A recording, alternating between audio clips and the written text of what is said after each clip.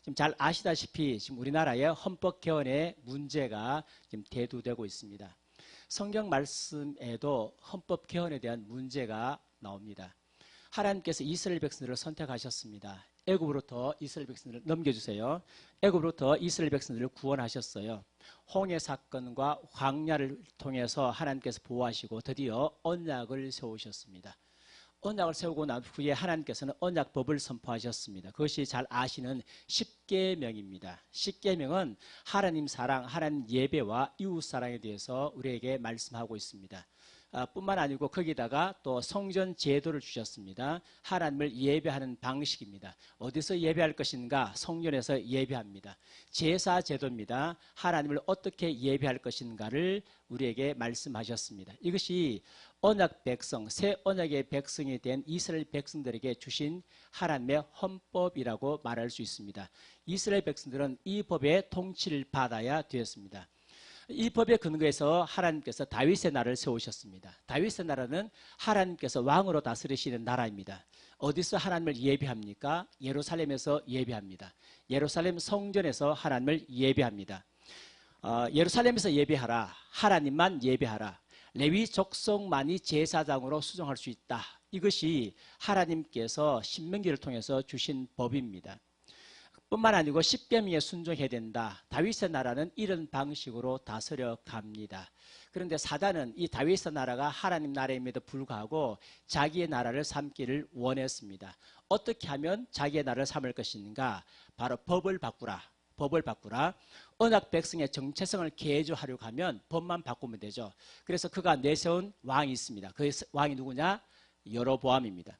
여로보암이 무엇을 바꾸었습니까? 예배법을 개헌했습니다. 여호와 하나님 예배법을 폐지하고 두 금송아지 예배법으로 개헌했습니다. 뿐만 아니고 예루살렘에서 예배하라는 하나님의 법을 폐지하고요. 베델과 단을 예배 장소로 개헌했습니다. 뿐만 아닙니다. 그리고 성전 예배를 폐지했습니다. 대신에 산당 예배로 개헌했습니다. 레위인 제사장법을 폐지하고 일반인 제사장 임용으로 개헌했습니다. 여호와께서 제정하신 절기법을 폐지하고 다른 절기법으로 개헌했습니다. 그 개헌의 결과가 어떤 결과가 있었습니까? 이스라엘 백성들은 여호와 대신에 우상을 숭배하게 되었습니다. 레위인 제사장이 사라지고 바알과 아세라 선지자들이 득세하기 시작했습니다. 엘리야 때는 바알 선지자 450명, 아세라 선지자 400명이 있게 되었습니다. 종교의 자유가 사라졌습니다. 경건한 자들이 다 숨어버렸습니다. 가뭄으로 인한 전쟁으로 인한 고통이 시작됐습니다. 엘리야 때 3년 6개월 동안 가뭄의 고통이 있었고요. 엘리사 때 아람이 침공했습니다. 그로 인해서 사마리아 백성들이 굶어 죽기 시작했습니다. 심지어는 자기 애를 잡아먹었다는 것이 성경에 기록되고 있습니다. 각종 외침에 많이 시달리게 되었습니다. 계속되는 쿠데타였습니다. 남쪽에는 다윗의 왕조가 갔지만 북쪽에는 계속해서 쿠데타 정권이 계속해서 잡게 되었습니다. 그리고 악한 왕들만 계속 계성되게 되었습니다. 가장 불행한 것은 북이스라엘이 이렇게 하다가 빨리 망했다는 것입니다. 아수르에 의해서 722년에 BC 멸망했습니다. 208년 동안 존속하다가 멸망했습니다. 남쪽 유다는 586년에 망했는데 344년 존속했습니다. 남쪽에 비해서 136년 일찍 망했습니다. 우리가 아이들 사실이 있습니다. 남쪽 유다도 결코 하나님을 잘 섬기지 않았습니다. 우상 숭배했습니다. 많이 얻어맞았습니다. 좋은 헌법을 가지고 있다고 해서 망하지 않는 게 아닙니다. 대한민국이 자유민주주의 헌법을 가지고 있다 해서 하나님이 저절로 복 주는 게 아닙니다. 우리가 우상 숭배하고 계속 물질주의, 성공 숭배하면 망합니다. 그런데 법을 바꾸면 빨리 망해요. 정체성을 바꾸는 개헌을 하면 나라가 빨리 망합니다. 전란과 기아에 시달립니다. 지금 대한민국이 무슨 일을 벌이려고 하는지 아시겠습니까? 바로 대한민국의 정체성을 바꾸려고 합니다. 그 일을 하려고 합니다. 여러분, 대한민국의 정체성은 정말 축복받는 정체성입니다. 우리나라는 4가지 기둥 위에 서 있습니다. 첫 번째는 자유민주주의입니다.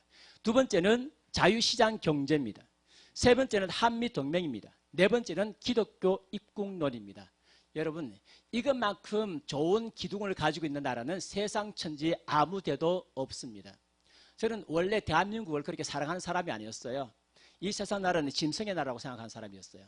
나는 하나님 나라에서 살지 이 세상 나라에서 살지 않는다, 그렇게 생각했습니다. 그런데 어느 날 유튜브를 찾다가 동영상을 보았습니다. 하나님의 기적 대한민국. 깜짝 놀랐습니다. 아, 우리나라는 기도에 의해서 이승만이라는 분이 위대한 제사장날의 비전을 가지고 세운 나라구나. 그때부터 우리나라에 대한 사랑이 생기기 시작했습니다. 이 나라는 정말 사랑해야 될 나라구나. 하나님께서 우리나라에 비전을 주셨구나. 그 비전 때문에 자유민주주의가 들어왔습니다. 시장 경제가 들어왔습니다. 여러분, 자유민주주의는 세상 나라 정치가 아닙니다. 칼빈이 종교개혁을 일으키고 루터가 종교개혁을 일으켰을 때에 종교의 자유를 지키기 위해서 그들이 만든 제도가 자유민주주의입니다. 종교개혁의 결과입니다. 그래서 미국의 자유민주주의를 왜 세웠느냐? 자유민주주의여야만이 종교의 자유가 보장받는다. 한 사람 독재자가 아닙니다. 상권분립입니다. 상권분립은 성경에서 나왔어요. 왜 상권분립 만들었느냐? 우리에게 종교의 자유를 주기 위해서 상권분립을 만드는 거예요. 그리고 경제생활을 자유롭게 해야 된다. 그래서 자유경제가 만들어졌습니다. 이 기독교의 결과입니다. 종교개혁을 하나님께서 축복하셔서 그 열매로 주신 것이 자유민주주의와 시장경제입니다. 근데 사단은 종교의 자유를 없애기 위해서 뭘 만들었냐? 사회주의, 막수주의를 만들었습니다. 어떤 목사가 말합니다. 저는 좌도 아니고 우도 아니라고. 나는 중간에 서 있다고. 천만의 말씀요. 아닙니다. 여러분, 자유민주주의 하나님 편이에요. 막스주의는 사단 편입니다.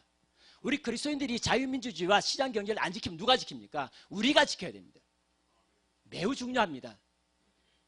그걸 위해서 한미동맹하도록 해주셨어요. 자유민주주의 지키라고요. 시장경제 지키라고 하나님께 주신 선물이 한미동맹입니다. 그 목적이 무엇인지 아십니까? 기독교 입국론입니다. 우리나라를 기독교 나라를 만들어서 온 세상에 복음을 전하게 하는 것, 이게 하나님께서 우리나라에 주신 비전이에요. 우리나라는 제사장 날 비전을 가진 나라입니다. 하나님께서 이런 비전을 주셨습니다. 그래서 우리나라의 정체성은 자유민주주의, 자유시장경제, 한미동맹, 기독교 입국론, 이 네 가지 기초 하에서 우리나라가 있어야 됩니다. 이것을 만드는 게, 이것을 할 수 있도록 한 게 현재 헌법이에요. 현행 헌법이 바로 이 기초에서 되어 있습니다. 그러면 우리나라를 망하게 하는 방법이 뭡니까? 헌법을 바꾸는 것입니다. 정체성을 바꿔버립니다. 이번에 헌법 한번 보십시오. 새로 만든다는 헌법이 대한민국의 정체성을 변개하고 바꿔버립니다. 헌법 전문에 이렇게 되어 있습니다. 자유민주주의 기본 질서를 더욱더 확고히 하고 이렇게 있는데, 새로 만든다는 헌법에는 이렇게 있어요. 평등한 민주사회 실현을, 연대의 원리를 사회생활에서 실천하고 이렇게 되어 있습니다. 자문위 개헌안이에요. 근데 어떤 분이 말합니다. 자문위 개헌안은 실제가 아니지 않느냐. 저는 그런 줄 알았습니다. 그래서 무시하고 있었어요. 저는 자문위 개헌이 아니니까 실제로 국회에서 안 할 거라고. 그런데 나중에 민주당이 얼마 전에 자기들 개헌안이라고 하면서 당론을 모아내고 보니까 똑같은 거예요. 아, 쏘갔다. 그대로구나. 그래서 자문위 개헌안은 앞으로 이대로 될 가능성이 굉장히 많기 때문에 우리가 유심하게 살펴봐야 될 필요가 있습니다. 서로 달라요. 어떻게 서로 다를까요? 한쪽에는 자유민주주의 기본 질서인데 한쪽에는 자유롭고 평등한입니다. 강조점이 어디에 있느냐? 자유가 아니고 평등의 강조점이 있어요. 평등입니다. 연대의 원리를 실천하고자 한답니다. 연대의 원리라고 하는 것은요, 무산계급이 연대투쟁을 통해서 사회주의 혁명을 일으켜야 한다는 맥락이 자주 사용됩니다. 사회민주주의, 인민민주주의 독재의 전 단계로서 인민민주주의를 염두에 뒀다고 학자들이 말합니다. 제가 지금 여기 해설 쓰는 것은요, 학자들이 이야기하고 그 다음에 또 묵상하면서 생각한 것하고 여러 가지가 섞여 있습니다. 이건 좀 지나가겠습니다. 헌법 전문을 변개를 했는데, 이번에 민주당 헌법 개헌안에 보면 5.18과 촛불혁명이 들어간답니다. 5.18 문제가 좀 있죠. 아직까지 국민적인 합의가 되지 않았습니다. 합의가 되지 않는 것을 넣는 것은 어렵습니다. 넣어서는 안 됩니다. 이것은 넘어가겠습니다. 촛불혁명입니다. 촛불혁명이 무슨 문제이냐? 촛불혁명 세력이 헌법을 제정할 수 있는 주체권이 있다는 의미랍니다. 헌법학자가 말했습니다. 우리가 촛불혁명에 성공했다. 그러니까 우리 마음대로 헌법을 만들겠다. 너희들 따라오라. 그런 뜻이랍니다. 근데 촛불혁명 때 뭐 했느냐? 촛불 시위 때에 사회주의가 답이다. 기억나시나요? 그 이야기는 뭡니까? 사회주의를 만들겠다는 것을 의미하고 있습니다. 그래서 헌법 전문부터 우리는 사회주의로 가겠다라고 하는 것을 암시하고 있습니다. 이것을 발견해내는 게 중요합니다. 그러면서 이제는 이렇게 나옵니다. 민주당 헌법에서 자유를 빼려 했다. 예, 자유를 빼려고 했죠. 자유민주주의에서 그냥 민주주의로 만들려고 했습니다. 현행 헌법 4조에 보면 자유민주적 기본 질서에 입각한 이렇게 나와 있습니다. 그런데 개정 예상에는요, 민주적 기본 질서에 입각한 이렇게 바꾸려고 했습니다. 그랬는데 난리 났죠. 전화통 불통 나고요. 막 반발하고 난리 났습니다. 그래서 4시간 만에 뺐어요. 뺐는데 조심해야 될 것이 있습니다. 한 번 뺐다고 영원히 빠지냐? 그렇지 않습니다. 조심하시고 계속 주시해 보셔야 됩니다. 이거 앞으로 들어올 가능성이 많습니다. 여론이 잠잠해지면 여러분들이 항의 안 하면 다시 들어올 가능성이 많습니다. 주시해서 보셔야 됩니다. 만약에 개헌이 된다면 자유가 빠진다면 무슨 일이 벌어질 것인가? 자유민주주의에서 인민민주주의로 나라의 정체성이 바뀔 수 있습니다. 어떤 멍청한 사람이 이렇게 말하더라고요. 민주주의에는 자유민주주의도 있고 무슨 민주주의도 있고 민주주의 종류가 많은데 왜 하냐고, 좀 넓게 쓰자고. 근데 우리가 기억해야 될 사실이 있습니다. 우리나라에는요, 자유민주주의 빼면 인민민주주의밖에 없습니다. 왜? 우리나라 구성원대로 그렇게 돼 있어요. 우리나라에 무슨 유럽식 민주주의 하겠습니까? 유럽식 민주주의 하는 구성원들이 없는데 그걸 보셔야 돼요. 우리나라 누가 구성하고 있는가 보셔야 됩니다. 그러면 인민민주주의입니다. 사회주의입니다. 사회주의로 나라가 바뀌었습니다. 헌법이 바뀌었습니다. 그러면 그 다음에 뭐가 오느냐? 프롤레타리아 독재시대가 옵니다. 프롤레타리아 독재시대가 뭐냐 하면 공산주의를 가야 되는데 공산주의를 가기에 부적당한 사람들이 있어요. 그 사람들을 여기에서 대규모 숙청하는 거예요. 근데 소련이 프롤레타리아 독재하면서 4,500만 자기 국민을 죽였어요. 아시죠? 학살했습니다. 명단이 있습니다. 4,500만. 기독교는 2,700만 죽였습니다. 소련이요. 전쟁에서 죽은 사람까지 합하면 7천만입니다. 중국이 대약진 운동하고 그다음에 문화혁명하면서 거의 한 1억 명 이상 죽었습니다. 베트남이 600만 죽었습니다. 캄보디아 300만 죽었습니다. 북한이 이리저리 해가지고 다 합하면요 거의 한 800만 정도 절단됐다 그럽니다. 이 보통 일이 아닙니다. 우리 앞에 지금 기다리고 있는 것입니다. 대규모 학살이 옵니다. 여기는 여러분 못 살아남습니다. 가족들 못 살아남습니다. 다 죽습니다. 김정일이가 말했습니다. 공식적으로 내가 2천만 죽이겠다. 기억하시죠? 1,000만이 이민 보내겠다. 1,000만과 더불어 살겠다. 근데 1,000만이 뭐냐? 1,000만 살려주는 게 아닙니다. 북한 사람 내려와서 아파트 다 빼앗고 남한에 있는 기술 다 빼앗고 그 다음에 북한에 아우지 탄광 같은 거 보내고. 우리가 둔해도 너무 둔하죠. 멍청해도 너무 멍청하죠. 근데 왜 대한민국 사람들이 이렇게 모를까요? 왜 그런 거 하면요, 우상을 숨기면 영이 둔해지는 거예요. 보기는 보아도 보지 못하고 듣기는 들어도 듣지 못하고. 이게 우상을 숨기는 데 특징이에요. 우상을 숨기니까 영이 둔해지는 거예요. 영이 둔해지니까 지금 무슨 일이 벌어지는 걸 잘 모르는 거죠. 한국교회가 왜 이렇게 공사나 앞단계, 전단계 왔는데도 불구하고 왜 이렇게 되느냐? 우상을 숭배하고 있다는 것입니다. 뭔가 우상을 숭배하고 있기 때문에 문제가 생긴 거예요. 그 우상 숭배 깨지지 않으면 절대로 이게 열리지 않습니다. 우상 숭배부터 해결해야 됩니다. 그래야 눈이 열리고 현실이 보여지는 것입니다. 공사가 완성됩니다. 북한과 같은 노예 국가가 되어집니다. 그 다음에요, 국군의 사명 중에 국가 안전보장이 져야 됩니다. 국군은 국가의 안전보장과 이렇게 되어 있습니다. 현행 헌법이요. 근데 이번에 자문위 개헌에서 그게 빠졌어요. 이게 빠졌다고 하는 것은 얼마인지 아십니까? 국가 안전보장 이게 없습니다. 없다고 하는 것은 내란 사태가 발생해도 국군의 역할이 없습니다. 무장 해제됩니다. 북한을 추종하는 무리들이 무장 봉기하더라도요, 국군은 진압 못합니다. 무장 봉기 세력의 기본권을 제한할 수 없습니다. 이런 문제가 생깁니다. 국가보안법이 무력화됩니다. 이런 법을 만들겠답니다. 국회 자문위원회가 이런 것을 만들겠다 합니다. 아니, 우리는 안 만드는데, 아니요, 지금 가정에서 다 생각하셔야 됩니다. 그래서 우리가 막아내야 됩니다. 위원 정당 해산이 불가능하다고 합니다. 정당 설립할 때 조직 활동은 자유이며 이게 들어간다고 합니다.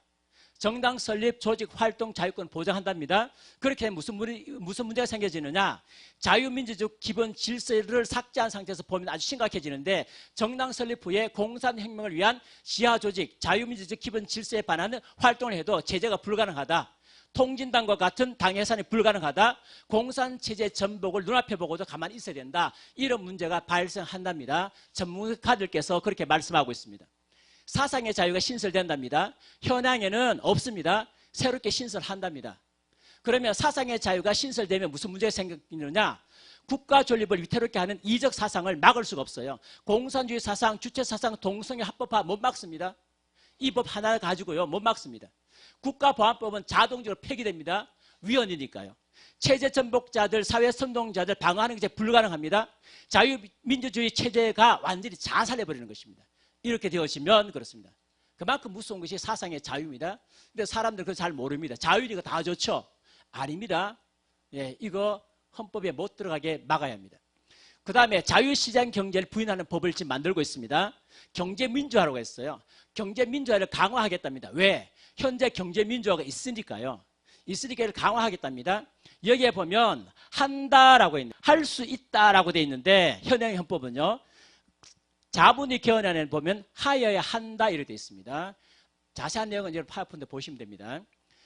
민주당은 한다로 바꿨습니다. 이 말은 강제성을 동원한 것입니다. 반드시 하겠다는 것입니다.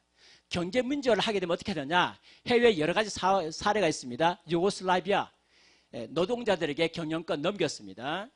그 다음 두 번째, 파키스탄 모든 시설들 다 국유화했습니다. 경제민주화 때문에요. 자세한 내용은 읽어보시고, 그 다음에 독일입니다. 노동자와 경영자가 동시에 경영권을 가지고 있습니다. 이게 외국의 경제민주화 사례입니다. 근데 우리 한국에는 어떤 문제냐 하면요. 한국에는 지금 주사파들이 정권 잡고 있습니다. 그러면 어떤 결과를 올 것인가 이제 예측을 해볼 수 있습니다. 경제민주화는 두 가지입니다. 공정한 기회, 그다음 불평등 완화입니다. 두 가지에 초점을 맞춰서 합니다. 그런데 지금 현재 사회주의 넘어가니까 어디에 초점 맞추느냐? 불평등 완화에 초점을 맞춥니다. 그러면 대기업 해체입니다. 지금 대기업 해체하려고 하는 거 아시죠? 그 다음에 사회재산권이 침해됩니다. 계획경제로 가게 됩니다. 자세한 내용들은 한참 이야기해야 되지만 이 정도 해도 여러분 다 알아드시잖아요. 충분히 가능합니다. 이게 경제민주화의 결과일 수 있다는 것입니다. 그러니까 말은 좋은데 실제로 굉장히 무섭다는 것입니다. 그 다음 또 있습니다. 사회적 경제라는 말이 등장했습니다. 사회적 경제. 이 말 무슨 말인지 처음에 잘 몰랐습니다. 무슨 뭐 사회적 경제, 사회적 기업 좋은 게 아니냐. 이번에 넣겠답니다. 민주당에서 사회적 경제 개헌하겠다고 이번에 발표한 것입니다. 어떻게 될까요? 사회적 경제라고 하는 말은 개념 자체가 좀 불분명한 말입니다. 그래서 이 말은 칼자루 진 자가 마음껏 할 수 있다는 뜻입니다. 그런데 여러 가지로 한번 찾아봤습니다. 제가 찾아보니까 제일 마지막 부분에 좀 넘어가서요. 보면 자본주의 대기업을 비판하고 협동조합 등을 통해서 공동이익을 나누겠다는 사회주의 경제로 해석된다. 제가 인터넷 열심히 찾은 결과입니다. 자본주의 대기업 비판입니다. 사회적 기업 자체가요. 그리고 협동조합 만들겠답니다. 특별히 박모모 시장께서.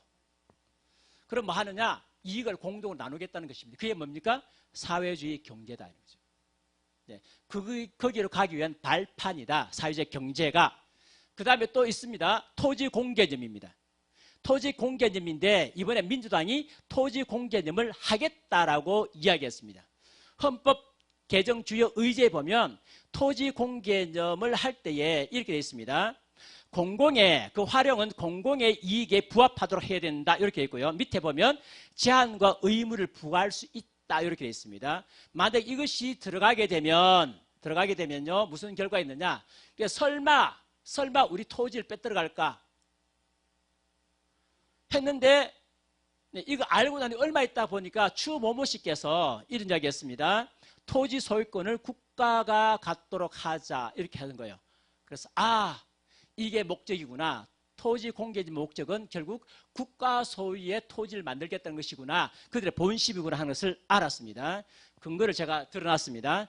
이분 빼도 박도 못합니다. 이분 이게 뭐예요? 여기서 그냥 뺐으니까요. 만약에 토지 공개념이 개헌된다면 첫 번째 토지 보유세가 부과될 것입니다. 첫 번째는요. 세금 왕창 받습니다. 그리고 두 번째는 넘어가면 사회주의 헌법이 통과되면 더불어서 토지는 서서히 국가 소유가 될 것입니다. 그다음 국민 기본권 개헌이 어떻게 되는가 한번 살펴보겠습니다. 국민을 사람으로 바꾸겠답니다. 잘 아시죠? 우리 많이 투쟁했습니다. 바꾸지 말라고요. 아무 소용없습니다. 그렇게 열심히 투쟁해도 기어이 하겠답니다. 사람 다 들어갔습니다. 민주당은 국민을 사람으로 바꾸기로 합의했다. 피켓 만드셨죠? 하지 말라고? 아무 소용없었습니다. 죄송합니다. 국민이 사람으로 바뀌면 사실 사람이라고 하는 말이 왜 들어갔느냐 하면요. 김일성 주체 사상의 핵심이 사람 중심입니다. 그러니까 북한식 뭔가를 집어넣겠다는 의도가 있습니다. 외국인 권리가 보장됩니다. 그들도 사람이니까요. 그래서 외국인도 책임과 의무를 행하지 않으면서 똑같은 권리를 누립니다. 60억 인구가 행복 추구권을 가집니다. 대한민국은 정말 복받은 나라입니다. 60을 다 먹여 살려야 돼요. 대단한 분들입니다. 사실 이거 어렵죠. 근데 사람이라고 하는 것은 사실 60억 먹여 살리기 위해 산 건 아닙니다. 다른 의도가 있겠죠. 이슬람 통치 지역 발생합니다. 이슬람 사람들이 집단 어느 지역에 이주할 때 그러면 기초단체장이 생길 수 있습니다. 야금야금 땅 한 평씩 한 평씩 이슬람 사람들 빼들어갑니다. 사람이라는 말이 들어갈 때 이런 무선 결과가 생겨진다. 그 다음에 또 있습니다. 통신, 감청, 방첩 활동이 불가능하답니다. 왜? 그들이 사람이기 때문에 기본권을 가지고 있기 때문에 간첩 활동 보장해 줘야 됩니다. 김정은조차도 다 보존해 줘야 됩니다. 북한군에 대한 통신 감청이 불가능하답니다. 전문가의 말입니다. 그런데 왜 하려고 하죠? 전 국민들이 지금 개헌해야 된다고 70%가 지금 동의하고 있답니다. 이거 알고 있으면 기겁할 거예요. 아무 말 안 하잖아요. 모르잖아요. 그러니까 여러분 깨우쳐 줘야 됩니다. 개헌하면 죽는 거라고. 그 다음에 정치적 망명권을 신설하겠답니다. 현행에는 없습니다.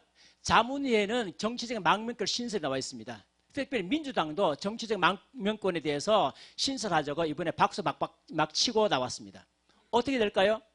외국인들 거부 불가능입니다. 몰려들면 니네 나라 가라 소리 못합니다. 네. 이슬람 난민들이 대거 유입됩니다. 그러면 정치사회적 혼란 갈등입니다. 핀란드가 강간율이 엄청나게 올라갔습니다. 누가 하느냐? 이슬람 사람들입니다. 유럽에 지금 심각한 테러 문제 누가 만들죠? 그들이 만듭니다. 우리나라도 똑같이 됩니다. 강간, 폭력, 테러의 온상지입니다. 여러분 잘 아시죠? 이슬람 사람들 히잡 안 쓰면 뭐라 본다? 여자들 창녀로 본다. 스웨덴은 강간율이 1000배 이상 증가했다고 합니다. 그 다음에 북아프리카에 여기 보니까 뭐 스웨덴 남성에 비해서 북아프리카의 무슬림 이민자들이 23배 높았다. 이런 통계들이 많이 나와 있습니다. 참고하시면 되겠습니다. 그 다음에 근로자에서 노동자로 명칭을 변경한답니다. 이거 노동자는요 공산주의 전문 용어입니다. 그리고 이 노동자 계급이라 했을 때 불호주와 독재 계급하고 투쟁하는 것입니다. 그들 적재하고 적폐청산해야 되죠. 그들의 말에 의하면 숙청이고 요즘 조금 다른 말로 쓰면 적폐청산입니다. 같은 말입니다. 적폐청산, 숙청 같은 말 아닙니까? 사회주의 국가 건설을 위해서 용어를 통일을 하겠다는 거죠. 왜 해필이면 왜 공산주의식 통일을 합니까? 왜 북한식으로 통일을 합니까? 그 이유가 뭡니까? 남한식으로 통일하면 안 됩니까? 노동자라는 말을 전부 다 근로자로 바꾸면 안 됩니까? 근데 왜 북한식으로 통일합니까? 저희가 좀 이상하지 않습니까? 노동자의 권리를 대폭 강화하겠답니다. 여러 가지 권리들이 있습니다. 뭐 직접 고용해라. 그 다음에 함부로 해고할 수 없다. 노동자를 되게 좋은 것 같습니다. 또 있습니다. 뭐가 있는지 하면 파업할 수 있다. 단체 파업할 수 있다.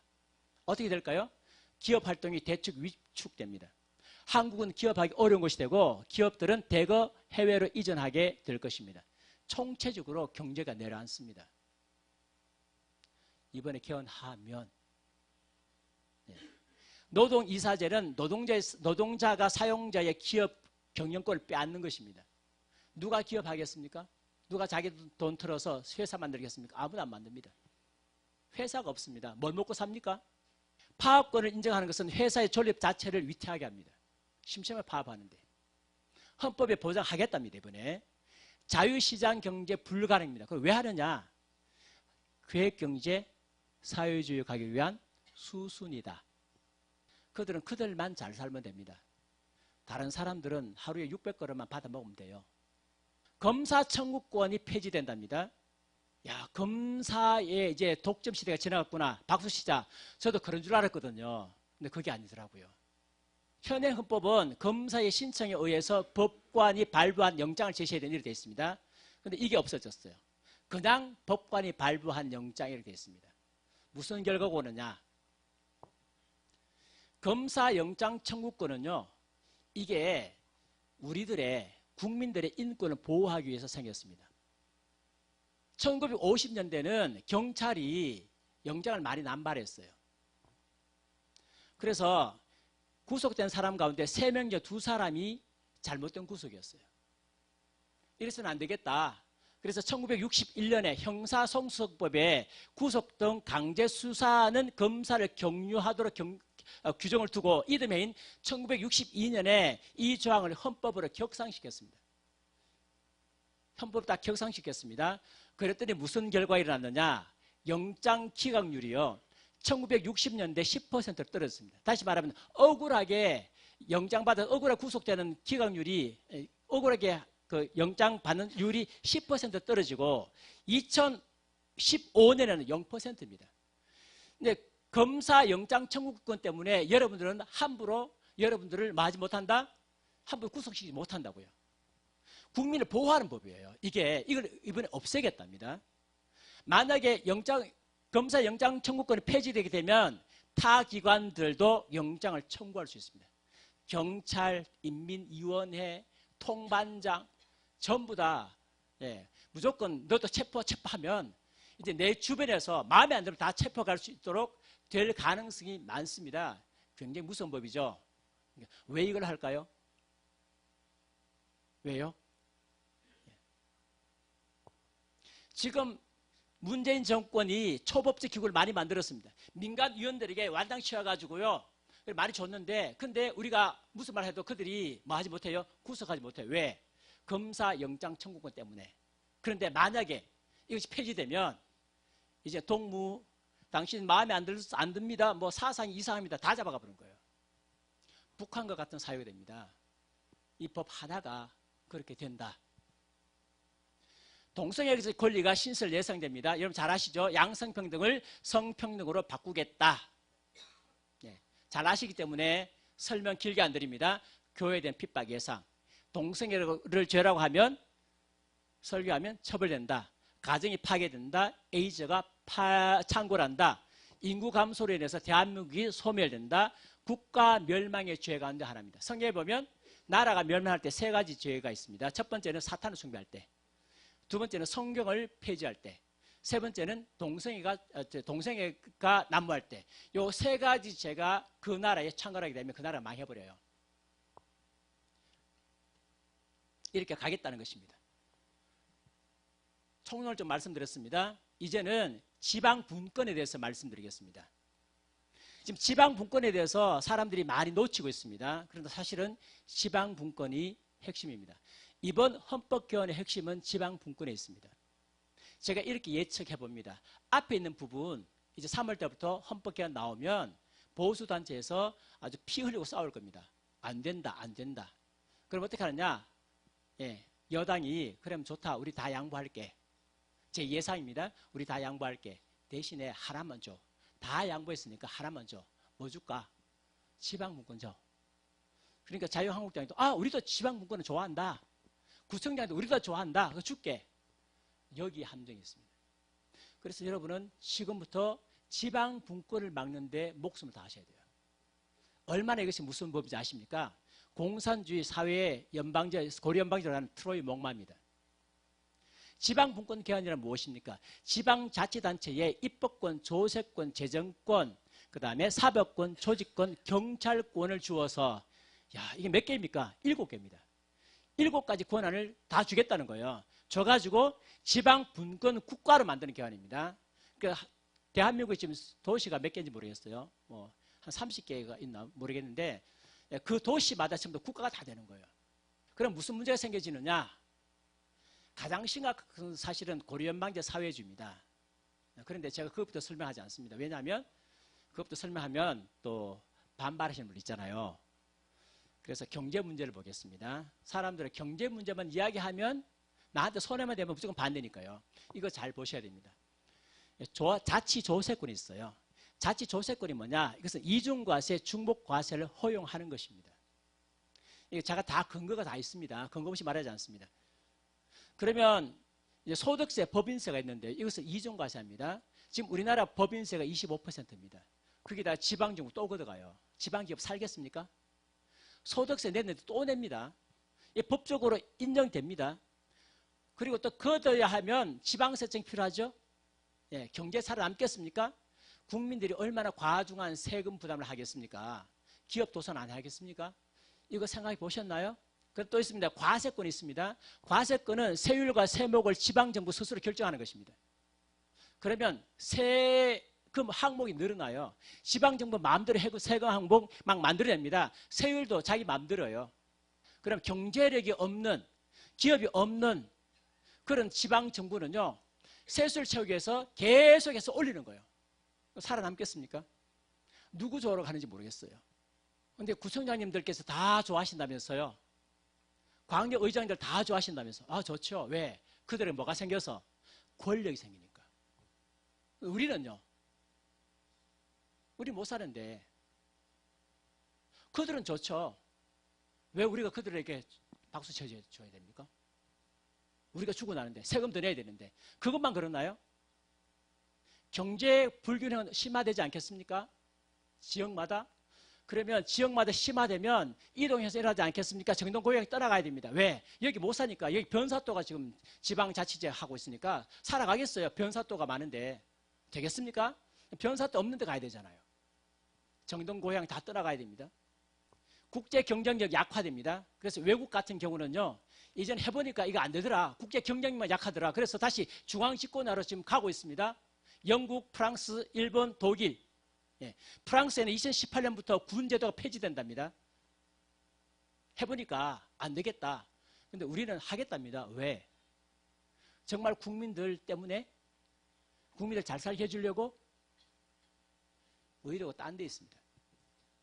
그걸 잘 간파하셔야 됩니다. 두 번째는요, 자유 속박 문제입니다. 입법권은 국민들의 자유를 속박하게 될 것입니다. 자치 입법권의 핵심이 있습니다. 국민 권리 제한, 의무 부과, 벌칙 제정입니다. 세 가지입니다. 좋은 거 하나도 없죠.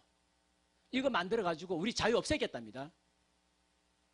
어디서 보셨습니까? 위에 책 2페이지에서 나옵니다.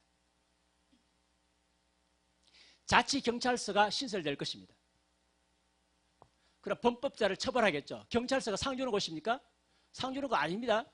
여러분 경찰서가 상 받아보셨어요? 아니죠. 범법자 처벌하는 곳입니다. 경찰서 생기면 생길수록 우리한테는 더 나쁜 것입니다. 우리는 경찰국가 살아갑니다. 그 뒤에 예상되는 결과가 참 많이 있지만 여러분 상상에 맡깁니다. 그 다음요. 조직권 남용 시 어떤 결과는 오는지 아십니까? 예, 그 자치 조직권이 있습니다. 조직권이 뭐냐? 스스로 조직하는 거예요. 행정부를 스스로 조직합니다. 그때에 좌파 지방정부 하에서 인민위원회 순서를 가능합니다. 예, 좌파 단체를 부르다가 아예 지방 조직을 만들어버립니다. 그 인민위원회 가지고 뭐 하겠습니까? 우파 시민들 예, 탄압하겠죠. 6.25 때 13만 명, 정확한 통계인지 모르겠는데 예, 죽었습니다. 무관 시민들. 누가 죽였느냐? 남노당 조직원들이 다 고발한 거예요. 이런 일이 벌어지지 않으리라는 보장이 없습니다. 그다음 거주 이전 자유 없어질 수 있습니다. 왜? 우리 지역에 변사또가 있는데 변사또 싫다고 다른 데 다 도망가려고 하잖아요. 그러면 가면 안 되잖아요. 그러니까 그날 밤에 갑자기 법 딱 만들어냅니다. 땅땅땅땅. 이삿집 센터 다 연결 다 해놨습니다. 아침 이사하려고 하니까 동사무소 직원이 와서 이사 못 간다. 어젯밤 법 만들었다. 불가능할까요? 가능합니다. 중앙정부에서 이걸 간섭할까요? 못합니다. 종교의 자유가 침해당할 수 있습니다. 왜 그런가 하면 중앙지방 간의 사무 배분의 보충성의 원칙이 있습니다. 이것은 사무를 배정하는데 예를 들어 국방이나 외교 관계나 또는 소방이나 소방은 아니고 또 은행이나 우체국이나 이런 국세나 이런 것은 중앙에서 하는 거예요. 이런 게 여러 가지 일들이 있습니다. 그런데 여기 항목이 다 기록되어 있어요. 여기서 제외된 것은 지방의 일이다. 이렇게 되어 있습니다. 항목에. 그래서 제가 쭉 살펴봤습니다. 종교는 있는가 보니까 없더라고요. 교육은 있는가 보니까 교육도 없더라고요. 근데 교육도 지방의 일이 되고요. 그래서 앞으로 학교 선생님들이 지금은 국가 공무원이죠. 지방 분권화가 되면 학교 선생님들이 무슨 공무원 된다고요? 지방 공무원으로 바뀌어집니다. 그리고 종교에 대한 것도요, 지방입니다. 그래서 지방에서 자기 마음대로 법 만듭니다. 거리전도 금지법, 전도지 나누지 못하게 하는 법들 이런 거 만듭니다. 미국의 캘리포니아는 거리전도 금지법이 만들어졌습니다. 그래서 거리전도 하면 구속당합니다. 캘리포니아 주의 후안 카피스트라는 라노시의 척과 스테파니 프롬 부부는 최근 집에서 성경 공부 모임을 가졌다는 이유로 $300의 벌금을 부과받았다. 시 당국은 프롬 부부가 조건부 사용 허가 없이 거주 지역에서 종교단체의 설립과 활동을 금지하는 법을 어겼다며 이 같은 처벌을 내렸다. 미국의 이야기입니다. 미국은 지금 캘리포니아에 당국이 허락받지 않고 모여서 성경 공부하면 걸립니다. 이게 지방분권법입니다. 이게요. 우리나라는요. 더 심한 법 만들어냅니다. 그다음 부정부패 혼란 문제입니다. 이해타산에 따라서 법 제정 얼마든지 마음껏 법 제정할 수 있습니다. 중앙정부 간섭 불가능입니다. 수용 불가능한 법을 억지로 지키며 살아갈 수 있습니다. 부정부패, 뇌물이 얼마나 많이 창궐할지 생각만 해도 아찔합니다. 돈 안 주면 사업부 못 대납니다. 옛날에 경찰들한테 돈 찔러준 기억 있나요? 저는 찔러준 적 없지만 옛날에 얼마 전까지는 찔러줬습니다. 부정부패 많이 합니다. 안 한다고요. 우리나라 도덕성 수준을 보세요. 논란이 되고 있는 법을 쉽게 법제합니다. 염안섭 원장님께서 오늘 글 쓰신 거 올라왔더라고요. 지방분권 막아라. 왜? 지방분권 하면 동성애법이 쉽게 된다 이거죠. 쉽게 됩니다. 지금 동성애법 만들고 그렇게 교계가 노력하는데 아무 소용이 없습니다. 지방에서 만들면 쉽게 막습니다. 데모하러 가면 되지. 다른 지방에 있는 사람들 그 지역 들어가지 못하는 법 만듭니다. 데모 그 지역에서 못하게 합니다. 그런 법 만들어 갑니다. 얼마든지 가능합니다. 미국은 실제적으로 동성애 합법화가 지방부터 시작했습니다. 지방에서 하나씩 해가지고 나중에 연방이 통과했습니다. 이렇게 가능하다. 그래서 낙태법, 사상의 자유, 민감한 문제 타 지역에 쉽게 될 수 있습니다. 이겁니다. 그 다음에 국가안보 문제입니다. 시청에 인공이 달아도 막을 수 없습니다.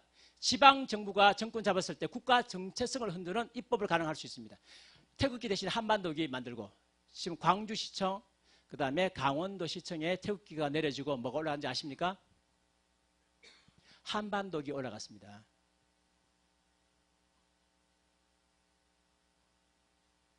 남의 얘기 아닙니다. 이번에 평창 올림픽에서 뭐가 진짜 무슨 기 들고 들어갔습니까? 한반도 기 들고 올라갔습니다. 태극기 들면 저들도 인공기 든대요. 그런데 우리 한반도 기를 들었더니만 저들은 인공기 더 흔들었어요. 분노를 느끼셔야 됩니다. 그리고 그 분노를 전달하셔야 돼요. 다른 사람들한테.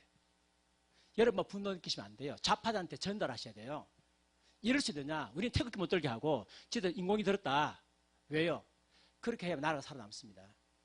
우리끼리만 분노하면 안 됩니다. 이제 좌파들한테 이럴 수 있느냐 해야 됩니다. 여기 아들, 딸들 좌파들 많죠. 여긴 아닌가요? 이럴 수 있느냐 하셔야 돼요. 그래서 돌려야 됩니다. 지금 인공기 허용법 가능할까요? 가능하죠. 애국가 대신에 임을 향한 행진곡 가능할까요? 가능합니다. 지방정부의 독단을 중앙정부가 컨트롤할 수 없습니다. 지방정부가 연방제, 사회제 선택했습니다. 그런데 중앙정부가 못 막습니다. 왜? 지방정부 종류에 관한 법 개정 시에 주민투표를 거쳐야 되는 법이 삽입이 될 경우에 그렇습니다. 이게 지금 개정안에 나와 있어요. 그러면 중앙정부에서 사회주부 안 된다 하면 지방정부에서 뭐 해야 되는 가면 다시 국민투표해야 됩니다. 심각해집니다. 국가안보에 심각한 위해가 발생됩니다. 예, 우파정부, 좌파 지방정권 그러면 국민총동원령에 협조 안 합니다. 되겠습니까? 전쟁이요? 안 되죠. 뒤에서 총질할 수 있습니까? 없습니까? 총질할 수 있습니다. 설마요. 6.25 때 어떻게 했는데요?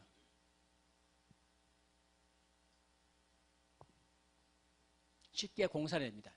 이제 마지막입니다. 사회주의 고려 연방제입니다. 사회주의 고려 연방제로 가기 위한 트로이 목마다. 좌익사상을 가진 자가 지방 정권을 잡았습니다. 그럼 평양하고 뭡니까? 연방 체결합니다. 황해도 하고 연방 체결합니다. 거기에 알맞는 법을 만듭니다. 사회주의 국가 만듭니다. 연방 체결합니다. 그럼 강제가 힘이 됩니다. 옛날에 춘추전국시대 아시죠? 춘추전국시대 두 나라가 하나로 합합니다. 그럼 약한 나라 집어먹습니다. 세 나라가 합합니다. 또 약한 나라 집어먹습니다. 만약에 두 지역이 합하면 약한 지역을 집어먹게 됐습니다. 그래서 제가 있는 지역이 경상도인데 경상도에서 아무리 우파 잡아봤자 소용없습니다. 쫙 포위해가지고 들어오면 이게 힘 감당할 수 없습니다. 그냥 쉽게 됩니다. 사회주의 수용할 수밖에 없습니다. 자, 그렇게 되면요 무슨 일이 벌어지느냐 하면 연방제 통일이 시작됩니다. 50대 50의 통일이 시작되죠. 북한 주민은 100% 김정은을 지지하고 남한은 50대 50 남한 표는 분산되고 그러면 김정은이가 뭐가 됩니까? 통일 대통령이 됩니다. 그러면 그 다음 단계는요 대규모 숙청 작업이 옵니다. 이게 프로레타 독재가 옵니다. 그 다음에는 공사나 완성 이렇게 됩니다. 이런 가능성이 있다. 이럴 가능성이 있습니다. 그래서 이것을 못하게 하는 방법이 뭐냐? 막아야 됩니다. 법 개정이 문제가 아닙니다. 아예 법 개정 못하게 막아야 됩니다. 여러분들 그 일을 하셔야 됩니다. 시간이 얼마 남지 않았습니다. 지금 안 하면 안 됩니다. 그래서 이제는 우리가 하나님께 기도하셔야 돼요.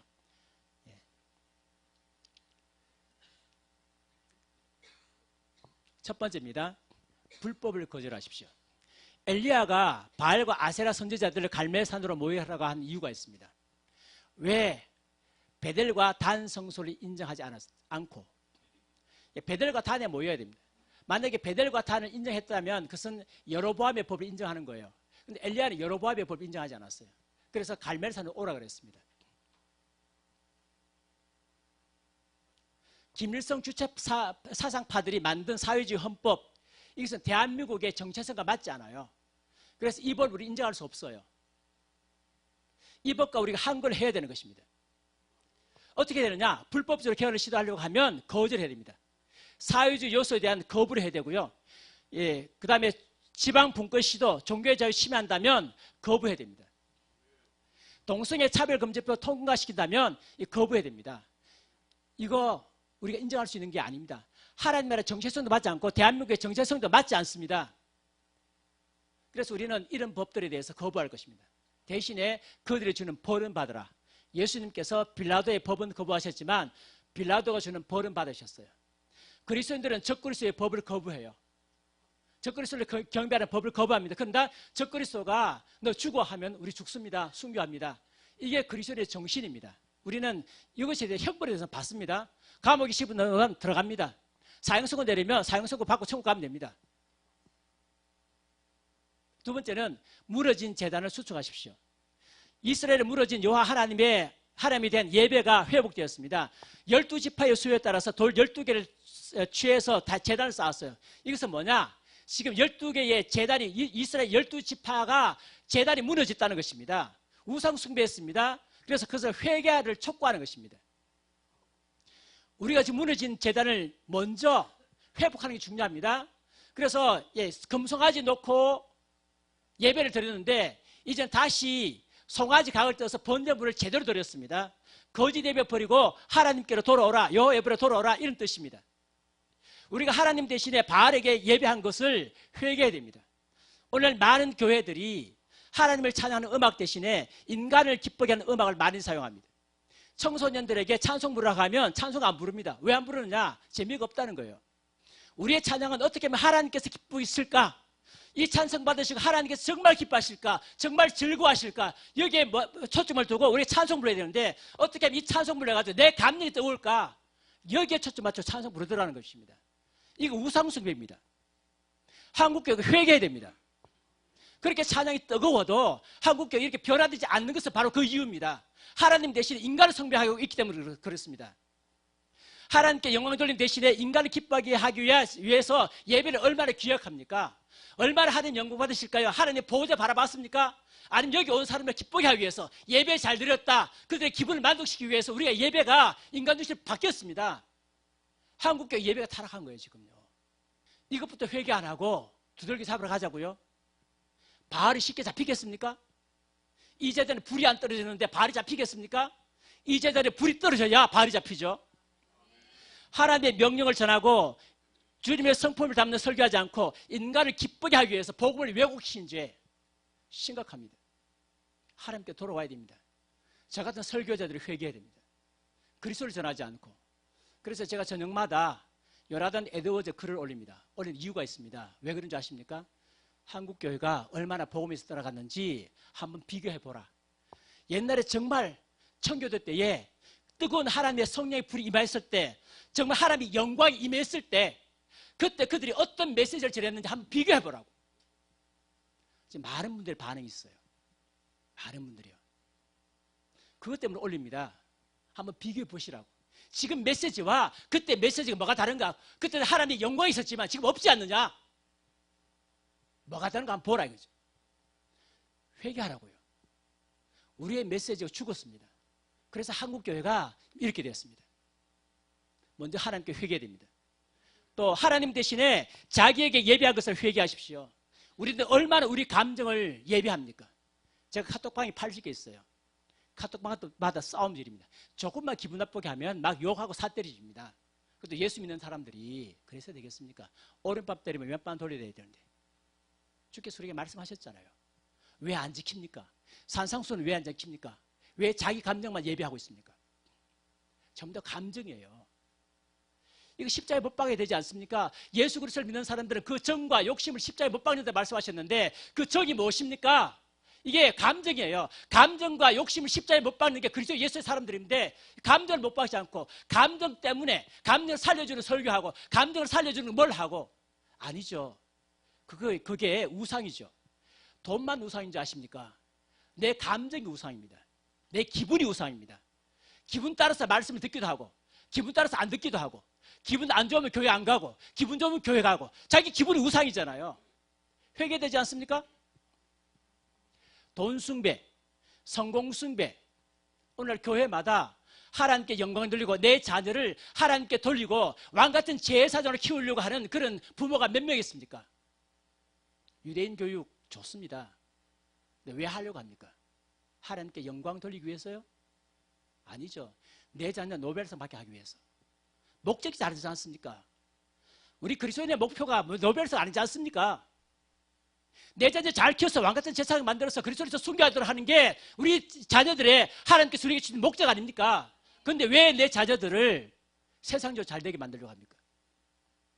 노벨상 받게 만들려고 합니까? 노벨상 우상 버려야 됩니다. 이거 성공 숭배입니다. 그러니까 이렇게 타락한 것입니다. 하나님께 회개하셔야 됩니다. 정욕 숭배, 오락 숭배.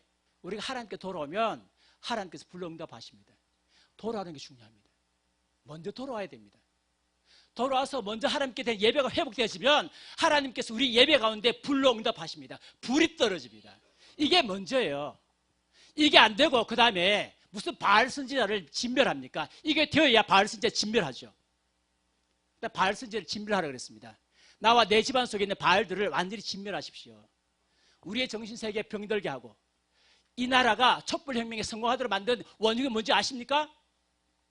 왜 이 나라가 촛불혁명에 성공했습니까? 원흉은 TV입니다. 그렇지 않습니까? 동의하십니까? TV입니다. TV에서 그렇게 거짓 날조를 할 때 사람들이 TV 보고 멍청하게 있다가 다 속혀 들어간 거예요. 예, 소수의 사람이 껴있었죠. 그 사람들 특징이 있습니다. TV 보지 않는 사람들. 지금도 TV를 통해서 얼마나 많은 정신세계를 흐트리고 거짓을 계속해서 집어넣고 있습니까? 어떻게 됩니까? 없애버려야 되죠. 음란 잡지, 파일, 음란한 노래 치워버려야 됩니다. 거룩하게 만들어야 됩니다. 우리 가정을요. 그러니까 하나도 안 치워놓고 회개만 하려고요? 하나님 받아들이실까요? 사사기 10장 말씀에 보면 이스라엘 백성이 쳐들어오니까 너무 힘들어서 주여 살려주세요. 우리가 회개합니다. 살려주세요 하니까 주님께서 이렇게 말씀합니다. 아니 너 바알한테 가서 빌어봐. 아셀한테 가서 빌어봐. 내가 그렇게 많이 살려줬는데도 불구하고 너희 회개했는데도 불구하고 하나도 안 들어왔잖아. 하나님께서 외면하셨어요. 그랬더니 이스라엘 백성 고민한 거예요. 고민하고 집에 가지고 우상들 다 부수고 와가지고 주님 우리 집에 있는 우상 하나도 없어 다 부쉈습니다. 이제 좀 살려주십시오. 그렇게 하니까 하나님께서 고민하셨어요. 오래전 고민하시다가 주신 선지자가 주신 사사가 있다예요. 우리 집안에 있는 죄악의 무리들 청사 나누고 와가지고 나불나불 회개만 한다고 하고 집안에 가지고 그대로 다 있는데 이게 무슨 회개입니까? 하나님을 떠나게 하는 세속 어력 끊으십시오. 거룩한 말씀과 거룩한 음악이 흐르는 집이 되게 하십시오. 이게 진멸입니다. 이 바알을 진멸하는 것입니다. 진멸해야 하나님께서 역사하시죠. 예수님 성품 아닌 것, 성질 부리는 것 십자가에 못 박으십시오. 제사장 나라, 대한민국의 정체성과 맞지 않는 막서 사상, 주체 사상, 다원주의 사상을 진멸하십시오. 이제 이것을 진멸하고요. 여러분이 엘리야가 되셔야 돼요. 그래서 하나님이냐 바알이냐 자유민주주의냐 공산주의냐 선택하도록 도전하셔야 됩니다. 이제는 가셔야 됩니다. 여러분 자녀들에게 네 하나님이냐 바알이냐 자유민주주의냐 공산주의냐 선택하라고. 여러분이 엘리야가 되셔야 됩니다. 나 혼자밖에 없다고요. 엘리야는 850대 1이었어요. 붙었습니다. 누가 이겼습니까? 엘리야가 이겼습니다. 왜? 하나님께서 계시잖아요. 우리는 하나님께서 계십니다. 붙으십시오. 싸우셔야 돼요. 가셔야 됩니다. 한 사람을 설득시키셔야 됩니다. 그래야만 우리나라 살아납니다. 이만큼 심각합니다. 자유민주주의 헌법 수호냐 사회주의 헌법 개헌이냐 선택하라. 자유민주주의 정치인이냐 사회주의 정치인이냐 선택하도록 도전하셔야 됩니다. 나 정치 안 한다고요? 아니요. 이건 정치가 아니라 나라 사랑하는 것이 나라 살리는 것입니다. 그렇게 하십시오, 여러분. 그렇게 하셔야 됩니다. 이제는 국민들 전체를 향해서 나가십시오. 전단지 지금 만들고 있습니다. 앞으로 많이 만들어낼 것입니다. 뿌리십시오. 주변에 돌려주십시오. 밴드, 카톡, 페이스북 이제 날라야 됩니다. 여러분들 얼마나 많이 사람들을 설득하느냐 이게 달려 있습니다. 적어도 3월달까지 60% 이상이 개헌에 반대해야만 막을 수 있습니다. 그 작업을 누가 해야 되느냐? 여러분이 하셔야 됩니다. 가만히 있으면 안 됩니다. TV 보고 있으면 안 됩니다. 이제는 2판 4판입니다. 각오하십시오. 인간관계 나라 망하면 소용없습니다. 미리부터 하십시오. 전략을 짜십시오. 하나님 지혜 주십시오. 네트워크 활용하세요. 여러분 한 사람 세 사람씩 모으십시오. 모으셔가지고 전략을 계속해서 짜내십시오. 그 다음에 하나님께서 일하심을 믿으십시오. 하나님 예우를 세우셨어요. 그래서 남아있던 바알 선지자를 완전히 숙청하고 아합과를 완전히 멸망시켜 주셨습니다. 이건 하나님께서 사실입니다. 우리가 할 일은 엘리야입니다. 우린 엘리야처럼 열심히 바알만 진멸하면 됩니다. 나머지 정치적인 문제는 하나님께서 알아서 하십니다. 내가 해야 될 중요한 일입니다. 하나님께서 우리에게 주신 마지막 시험입니다. 이것을 이기면 대한민국은 살아납니다. 이제는 북한과 더불어서 북한이 통일되면 자유통일되면 복음을 전파로 세상 나갈 수 있습니다. 안 그러면 나라 망합니다. 망하느냐 흥하느냐 그 갈림길에 있습니다. 여러분이 해야 될 굉장히 중요한 일입니다. 이것을 기억하시고 비장한 각오를 가지시고 다른 모든 것 내려놓으시고 이번 6월 개헌 전까지 열심히 하셔서 개헌을 반드시 막아냅시다.